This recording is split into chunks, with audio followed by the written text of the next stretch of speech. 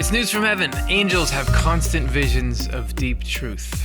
Welcome, thanks for hanging out. Stuff is cool when you learn about it.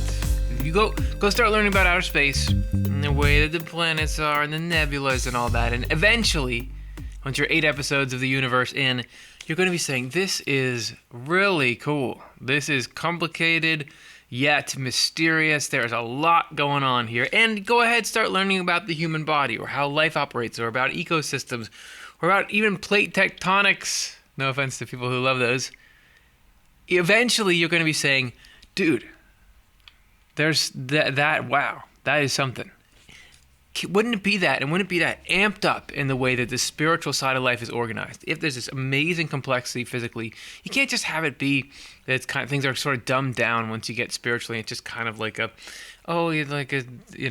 Disney classic. Okay, everything is just simple and tidy. There's got to be some cool edginess to it. I feel like we're about to find that right now, and may this edginess actually manifest to you as comfort, because knowing that that's going on, that there's so much complexity and force in what is good, that stuff is, even if we're going to be talking about deep levels that maybe don't reach our consciousness, but it's there. And because everything's layered on top of each other, like we're going to see, as we sit here, and this is you, okay, even if your hair doesn't look, this particular guy looks a lot like me, so maybe I'm just talking to myself, but this is all of us, okay, whatever your hair is like, whatever your head is like, we feel like we are alone. It feels like you're alone. And the things that are hard in life, circumstances and thoughts and feelings and everything, feels like it's you up against it, and there's just at times, it's so bleak. There's nothing else out there.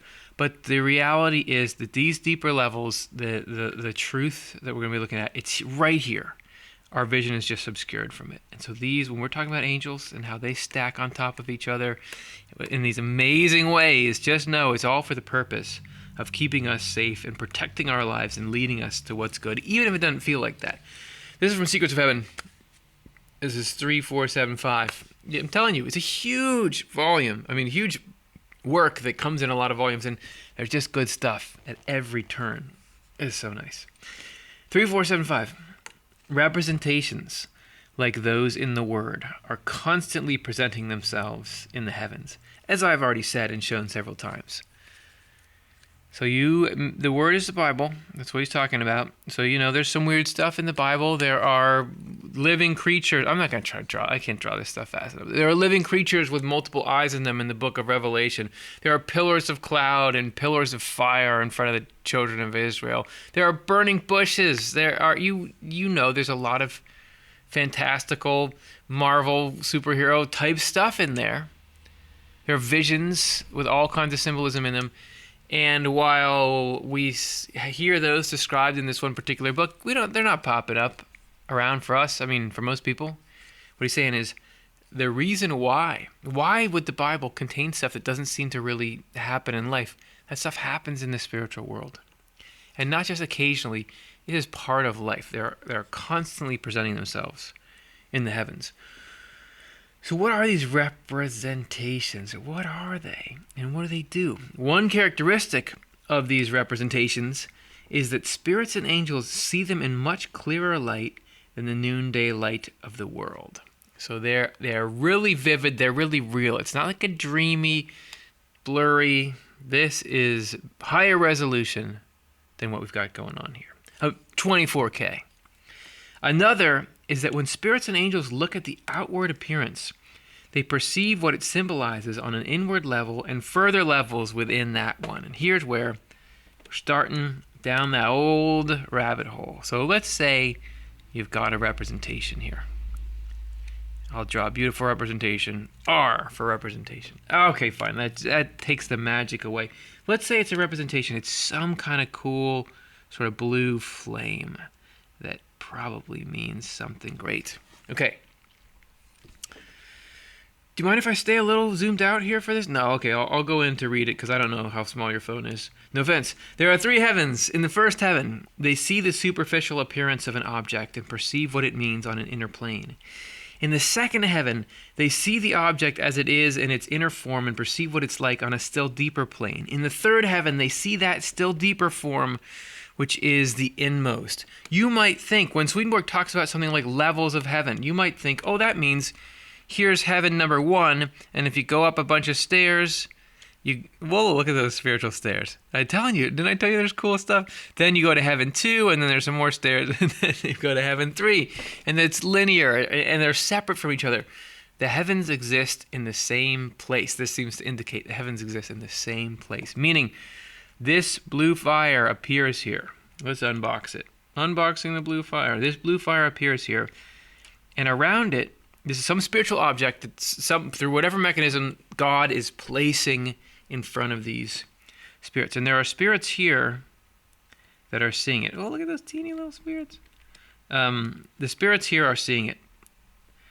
And maybe these are good spirits, right? But there are angels sharing this same space with them. It's like, cross sections of things. Like if you let's think of something majestic. Let's say there's a carrot in the ground, and you take one cross section of it, then the next one. You can, as those cross sections move, you see different parts of the carrot.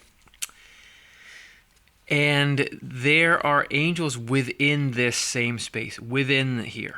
So this same fire that these ones are seeing here, I have to draw it to the side because that's how we have to represent things, especially in a 2D plane, even 3D where we are. But there's another dimension right there where it is, because this same fire that these spirits are seeing here, angels are seeing the inner level of that fire. Let's say maybe it's like a little bit, it's purple, and let's say it's got some shimmeries around it. Like this is a deeper level of this. This object here actually contains within it, these inner realities, but you can't see them as these spirits. You just see the blue.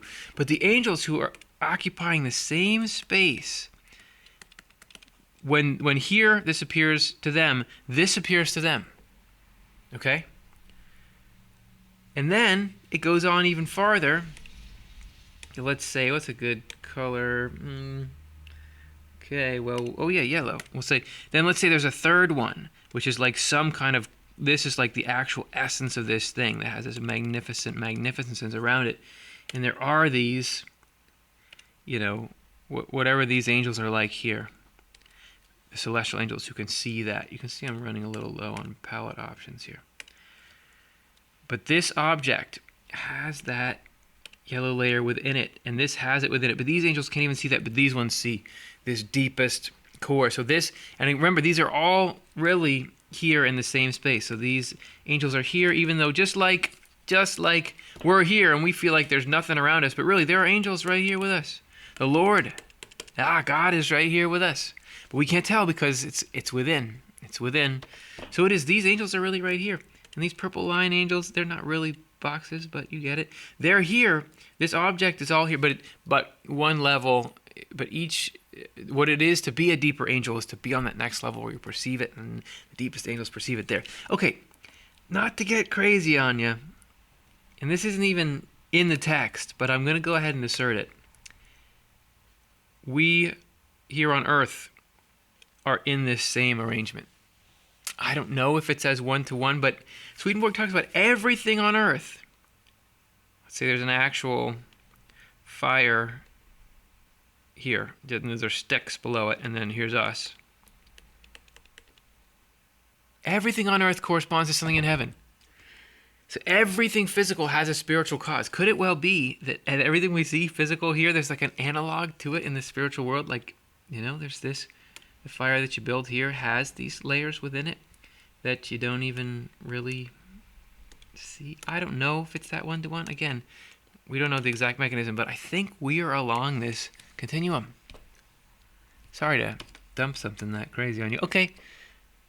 Does it sound like that multi-layered perception of the same thing? That to me is like, that belongs with the planets and how cool gravity is and this sort of stuff. There are 3 heavens. In the first heaven, they see the superficial appearance of an object and perceive what it means on an inner plane. Okay, so they see it, but they get what it means.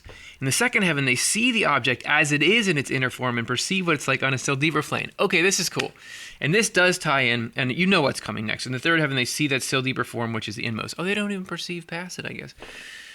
What we're supposed to be doing here with our sight is a passage in which Swedenborg says, this is what we're supposed to be doing, is seeing outer objects. So let's say that campfire I drew before. We see that, and while we're seeing it, we contemplate the deeper realities that it represents. So you see a fire, and you know correspondentially, okay, well, that's a picture of love. That's a picture of love. So I would think about love while I'm seeing the fire. So, the next level up in heaven, they may see love, this outer form of love, but the angels can get, but that means something even deeper. And the next level, they actually see the deeper meaning and then get that it means something on the next level, and so on and so on. The phenomena that appear in the first heaven are composites of those that appear, this is another cool thing, are composites of those that appear in the second heaven, which are composites of those that appear in the third. Accordingly, the images seen in the first heaven contain within them those seen in the second, and within these those seen in the third. Since they are presented according to their different layers this way, you can see how complete, how full of wisdom, and how blissful the images in the deepest heaven are. They are utterly indescribable, because millions of them present themselves as one particular piece of the composite whole. And this is a little counterintuitive, that he'll say, within one spiritual object, there are countless heavenly objects. Actually, heavenly objects are kind of like deeper objects, are like smaller and little. You think it'd be the other way around, like it would take thousands of spiritual objects just to build up to one heavenly object, but it's the other way around. The deeper levels, the higher levels, the same thing, are within, there's many of them within one. And that may sound, okay, that's weird, it doesn't fit in anywhere, but it sure does. So you've got a hand on the outermost level. And if you're just seeing the outer level, all you see is the hand. And you can see the hand maybe, how many parts does the hand have? 1, 2, 3, 4, 5. Hand, wrist, 6, 7, 8, forearm. So let's say there's 8 parts of it. Let's add the fingernails and, let's say that there's like 13 parts, whatever. Let's say there's 13. Let's be generous and say we can really count down and get the knuckles and all this stuff and say there's like 25 parts. Okay. But if you could see deeper within this, let's say you could see past the skin, suddenly what's going on here? You've got this outer shape. Oh no, fingers, whatever. But there's all these muscles, right? What seems like one thing, the wrist is actually so many bones here. Each of these fingers has multiple bones in it. There are tendons all over the place, right? There are how many muscles are there even? What are we dealing with here? Are we dealing with 200 parts, 1,000 parts? I don't know, but it sure is a lot more than it seems. These are like the spiritual objects within the natural object. So one natural thing, or 25, one natural thing contains within it tons of spiritual things. But if you go even deeper, if you go past this level and you really look deep, you're seeing that even this one little muscle right here is actually just myriads of muscle cells that all fire together and all, even if you look deeper, have their own organelles. So there are so many of these little cellular things, and each cell, is functioning even more complexly than if you just step back and look at a muscle, because a muscle is just fire, contract, release. But each of these cells is doing all these things and exchanging molecules and has organelles and replicating DNA, and there's so much going on in there.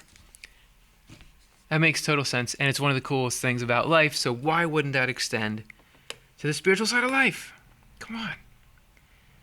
Each and every representation. Okay, so we're back to representations. These things that, like the fire, I separate for now my ventures into connecting it to like a physical fire in the world. I don't know. There's these things in the spiritual world called representations that appear to angels as this like educating, almost technology. And I don't know if they're like, as we're exploring this week in our shows, equivalent to technology that we're using here. Somehow these things are out and they're appearing. Each and every representation that appears to angels that they can see on their own layers involves attributes of the Lord's kingdom. which involve attributes of the Lord himself. Inhabitants of the first heaven see within their representations the kinds of things that exist in a deeper realm of the kingdom, within which they see those that exist in a still deeper realm. In this way, they see those that represent the Lord, but distantly. Inhabitants of the second heaven see within their representations the kinds of things that exist in the deepest realm of the kingdom, within which they see those that represent the Lord more directly. But inhabitants of the third heaven see the Lord himself. There you go. We may feel like, look, where's God? Where's God in this? You just see the chaos of life, right? This stuff all represents the chaos of life. Where is God? Right there, but 4 levels deep. Because we're on the natural, then it goes spiritual. Then it goes sort of natural, spiritual, then heavenly, and then you're seeing God. So it's there. It's just there's a lot of math, unfortunately, in between us and at this point. Doesn't mean you can't get flashes of insight. It doesn't mean human race can't get to a place where we're seeing these same kind of representations or whatever. This reveals how matters stand with the Word. Yeah, why is the Bible got all this imagery in it? The Lord gave the Word to people and angels so that through it they could be present with him. Oh, I was just talking about how hard it is to be present. Okay, so that workaround is the Bible. The Word is a means of uniting earth with heaven and through heaven with the Lord. Oh, that's what it's doing. Its literal sense is what ties us to the first heaven. The literal sense holds a deep sense of treating of the Lord's kingdom, which holds a highest sense treating of the Lord, and these senses are nested within each other in order. You can see then what the union of the Lord through the Word is like. I said that representations are constantly appearing in the heavens, and they involve wisdom's deepest secrets. The ones that people on earth are able to see in the word's literal meaning are as meager by comparison as the water of the ocean is to the water of a tiny pond. So we're just getting a little tip. But wait a second. My whole example back here with the fire. Okay, I don't know if when we see a fire here, that moves back into these spiritual worlds and things. But guess what? Guess what we do know? The Bible does. That when we are engaging with the outer text and these stories and these correspondences, that absolutely does connect us directly to this inner spiritual meaning, which is more living and fire-like, which then these angels see here and these angels see here. This is why the Bible is sacred and why it's important. It's because it does this connecting. That is our way to plug in right now to heaven. And that's the news from heaven. So a couple of things there. We got a connection through a sacred text. We've got this cool layered life that's waiting out there. And just want to say that it is also true that all objects, people used to get what we now get out of the Bible just from nature. Swedenborg asserts that many, many times. So there's a connection waiting to happen out there. The worlds are linked. Angels are really seeing deep stuff, and then all that the angels and God want to do is help you. So just let that sink in. Hopefully it does something for you and comes out in your week in a good way. Let us know in the comments. Does it do anything? Does it work? How does it work? And how can we help the next person with it? otle.cosvox.com. You think these shows pay for themselves? They don't. You guys pay for them. Thank you very much for doing so. Please support us. It means the world. And thank you for walking through this and probing the mysteries of life. Eventually we got to be getting these, just like people are studying the planets and the body and everything cool. We got to know the spiritual world. We got to know how life is there, because I'm tired of being isolated from it. Let's get that reconnection going. Thanks for hanging out.